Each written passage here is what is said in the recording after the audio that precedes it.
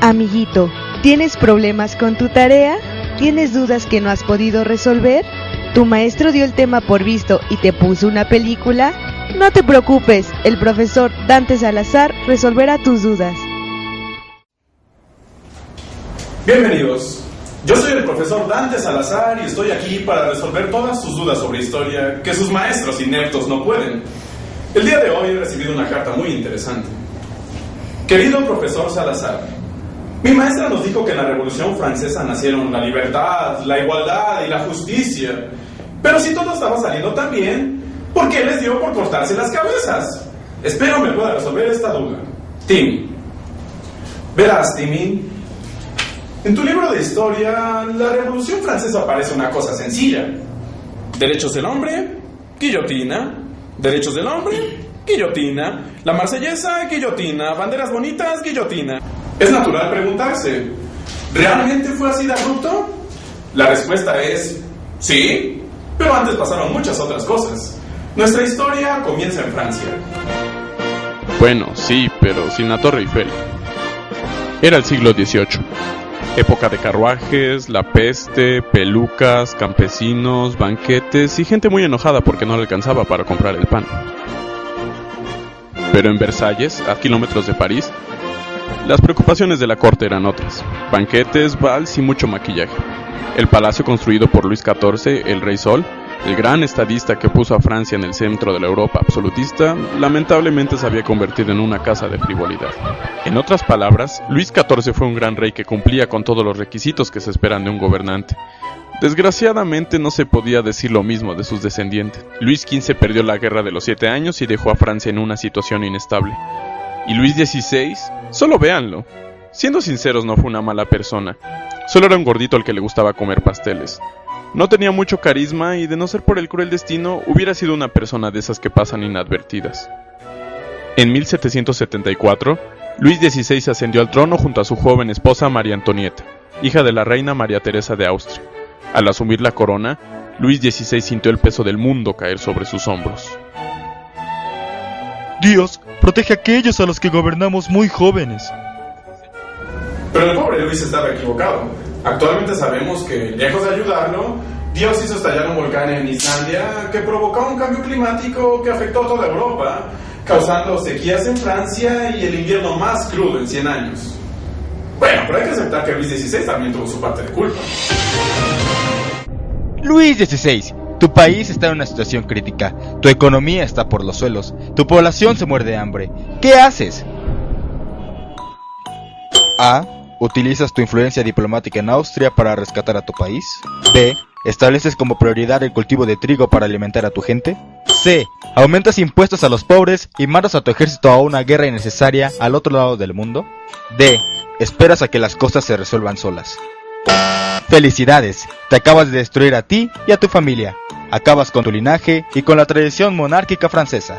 Pero descuida, aún falta un poco para eso. Por ahora, sigue comiendo pasteles.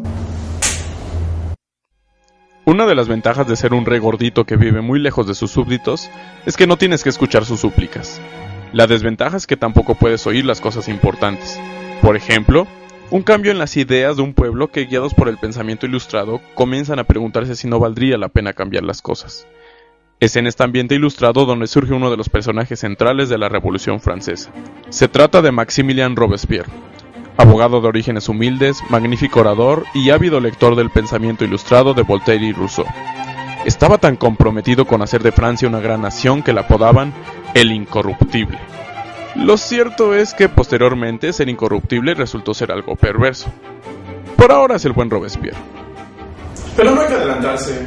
Volvamos a Versalles, donde las presiones de una nación pobre y hambrienta comenzaban a afectar incluso a la Casa Real. Luis XVI acudió a Jacques Necker, el asesor económico más brillante que tenía la monarquía, con la intención de que le ayudara a frenar la crisis. Necker convenció a Luis XVI a convocar a los Estados Generales.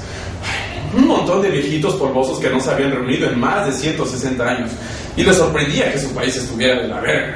Los Estados Generales eran una asamblea constituida por 3 partes: la nobleza, el clero y el tercer estado, que representaba al pueblo. Las primeras dos partes representaban al 3% de la población de Francia, mientras el tercer estado a todos los demás. Al tercer estado no se le consideraba a la altura de los otros, y estuvo en una franca desventaja desde el principio. Sus opiniones no eran tomadas en cuenta y mucho menos se les permitía tomar decisiones. Impulsados por las ideas de la Ilustración y con hombres como Robespierre entre sus filas, el tercer estado era considerado radical y peligroso para Francia, así que un día simplemente no los dejaron entrar. Oigan, ¿nos abren? Váyanse, aquí no hay nadie. Al no encontrar abiertas las puertas, decidieron reunirse en el campo de tenis del Palacio de Versalles para formar una asamblea independiente, con el objeto de liberarse del yugo monárquico. Este se considera un momento clave en la historia de la Revolución Francesa, pues es cuando el pueblo comienza a tener el control de su destino. Promulgan uno de los documentos más importantes de la historia, la Declaración de los Derechos del Hombre y el Ciudadano. Bueno, y cuando decían hombre y ciudadano, era literal, porque no se incluían ni a las mujeres, ni a los niños, ni al cerdo Pierre. Y bueno, mientras los asambleístas buscaban una solución diplomática, al pueblo ya le habían colmado la paciencia. El 14 de julio de 1789, el pueblo parisiense se levantó en armas y marchó para derrocar uno de los símbolos de la opresión absolutista, la prisión de la Bastilla. Lo cierto es que para ese momento la prisión ya no era lo que solía, y solo albergaba 2 estafadores, un pederasta y un loco que se creía Julio César. Y aunque el capitán aceptó la derrota y entregó la prisión, alguien pensó que tenía una bonita cabeza. Y es entonces cuando nace una de las tradiciones más queridas de la Revolución Francesa: cortar cabezas.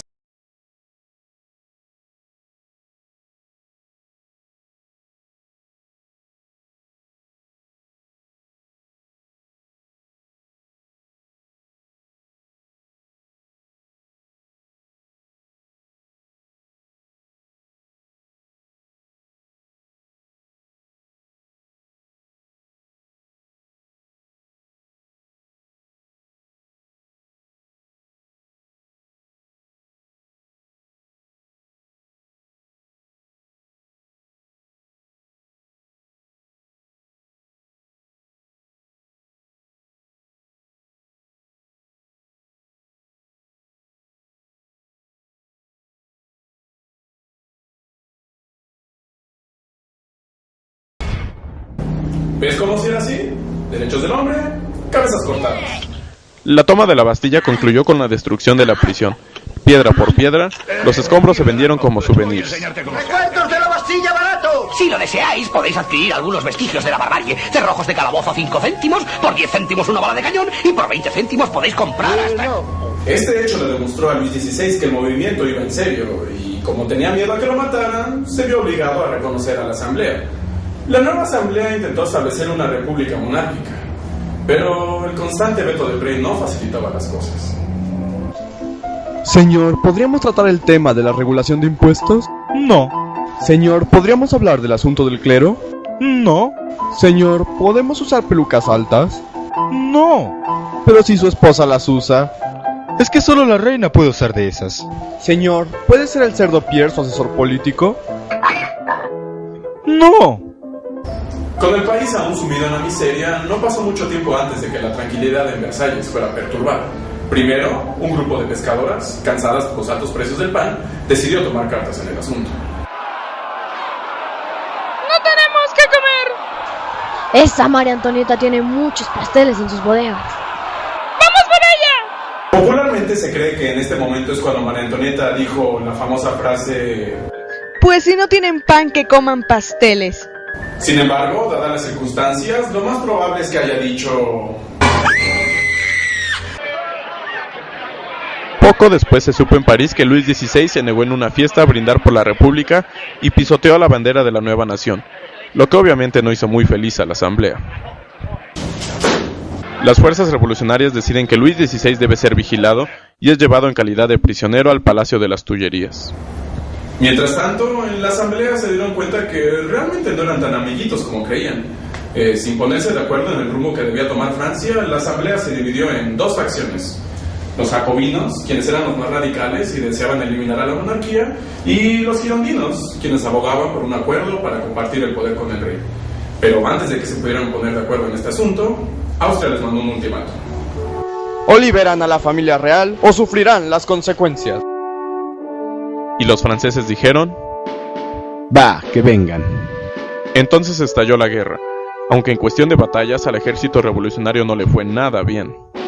Al mismo tiempo en París, Jean-Paul Marat, uno de los miembros más radicales del grupo jacobino, invoca a las masas a la violencia con su periódico El Amigo del Pueblo.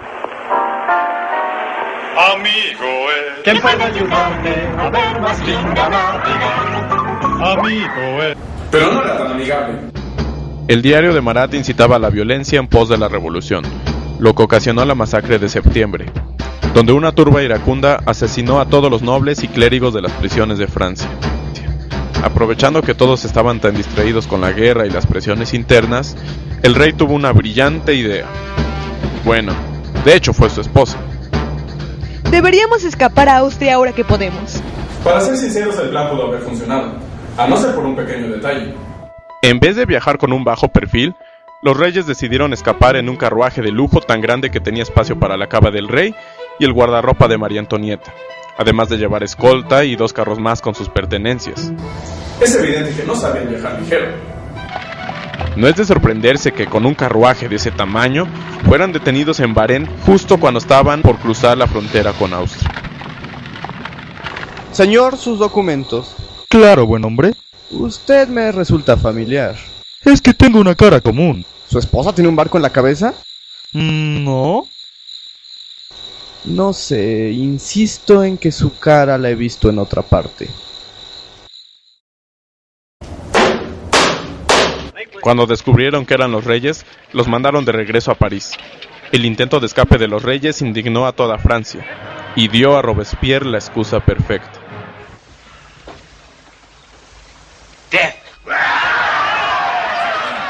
Tras una cerrada votación en la Asamblea, se firmó la sentencia de muerte de Luis XVI. El 21 de enero de 1793, Luis XVI, el último rey de Francia, fue llevado a la guillotina. Antes de cumplir su condena, el rey dio el mejor discurso de su vida. Pueblo de Francia, hoy yo represento... Oigan, ¿le pueden bajar un poco esos tambores? ¡Ay, al diablo! ¡Ya mátenme! Con la muerte del rey, los jacobinos, encabezados por Robespierre, tomaron el control de Francia, convencidos de que para mantener los ideales revolucionarios ya no bastaba con ser buena onda. Para hacer de Francia la nación de la virtud, se necesitaban medidas drásticas, y así comienza el periodo más violento de la Revolución Francesa. El terror. Si se preguntan de qué trató la era del terror, bien, es muy sencillo. ¿Enemigo de la revolución?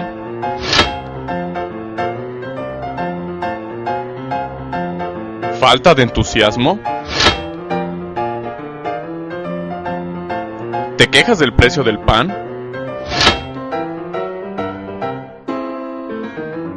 ¿Sufres porque hace mucho frío allá afuera? ¿Le dijo Madame a la ciudadana panadera? Para dirigir el nuevo orden, la Asamblea creó un comité de sanidad pública, dirigido por el mismo Robespierre y Georges Danton, encargado de la administración de la República y las purgas. Uno de los principales acusones de la era del terror, Jean-Paul Marat, se encargó de llevar a la guillotina a todos aquellos que atentaran contra la convención, le constara o no. Aquello le creó muchos seguidores, pero también muchos enemigos, como Charlotte Corday, una joven girondina que, harta de los abusos de Marat, decidió poner fin a los señalamientos. Una tarde, Charlotte fue a visitar a Marat con la excusa de darle nombres con los enemigos de la República, pero en vez de eso, le enterró un cuchillo en el corazón. Inmediatamente, Charlotte fue detenida y enviada a la guillotina. Muero en paz. Tal vez haya cegado una vida, pero a cambio estoy segura de que he salvado a miles. Técnicamente eso no ocurrió. Marat fue transformado en un mártir de la revolución y sirvió de excusa para cortar más cabezas. Con el terror consolidado y la República en una tensa calma, Danton, que hasta entonces había sido aliado de Robespierre, sugirió a la Asamblea que el terror ya había cumplido su cometido y era tiempo de detenerlo. Sobra decir que fue mala idea. Sin Danton en su camino, Robespierre pudo llevar el terror al siguiente nivel. Y si ustedes creían que el terror era malo, esperen a... ¡El gran terror! también conocido como el periodo en que Francia valió madres. Obsesionado con la idea de la virtud, Robespierre duplicó y triplicó las ejecuciones diarias, y su fiebre de poder lo llevó a instaurar el Día del Ser Supremo, la adoración de la diosa de la virtud. Así que construyó una montaña de papel maché, desde donde predicaba envuelto en una túnica. ¿Saben qué es eso? Es la alarma de alguien ha llegado demasiado lejos. Los excesos de Robespierre comenzaron a molestar a la Asamblea, especialmente cuando declaró tener una lista con los enemigos de la República, donde se incluían a muchos senadores. Cansados de la guillotina y muertos de miedo, un grupo de asambleístas, conducidos por Paul Barras, detuvieron a Robespierre durante uno de sus discursos. Robespierre fue hecho prisionero en la Asamblea y se preparaba el juicio en su contra. Pero cuando fueron por él, encontraron una escena un poco rara.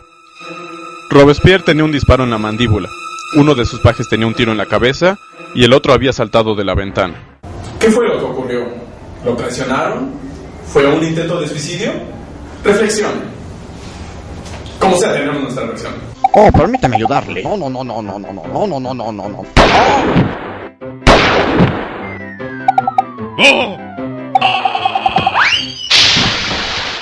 Bueno, lo cierto es que nadie sabe. Sin poder defenderse, Robespierre fue ejecutado el 10 de Thermidor de 1794, equivalente al 28 de julio de nuestro calendario. You are Thermidor. Con la muerte de Robespierre llega a su fin la era del terror. Y muchos consideran que la misma Revolución Francesa. Así que, como verás, Timmy, lo que te habían dicho en tus clases no estaba tan lejos de la realidad. Y recuerda, hasta la persona más incorruptible puede acabar enferma de poder arriba de una montaña de papel maché. Y ese puede ser tú.